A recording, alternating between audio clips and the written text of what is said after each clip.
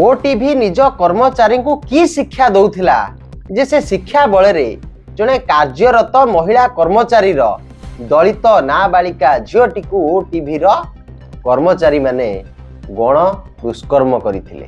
तापरे घटनाटी को चापी दबाई बैजयंत पंडांकर गुंडा माने से माँ झील को पिछा करथिले। से जोटी बसवास करुथिले तांकू सेठी रखई देई नथिले।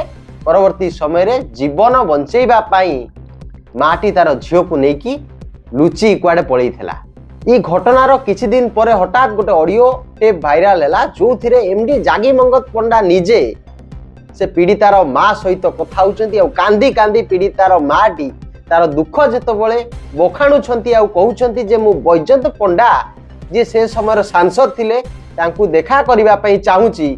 से समय रे जागी मंगत पंडा कहउछंती सार कोन आ ओटीवी बुझुछंती सार को काई भेटिबो मनोरंजन बाबू को जणाओ।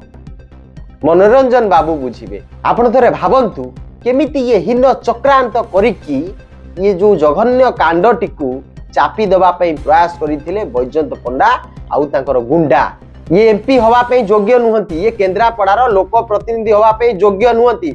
आंकरी संस्थार कर्मचारी माने जड़े दलित झीर गण बलात्कार करथिले। पुणी तार माँ होची सेही ओटीवी रो कर्मचारी। ये माने दलित मानकर जमी को आज्ञा जबरदखल करिकी सेठी ओटीवी चलाउछन।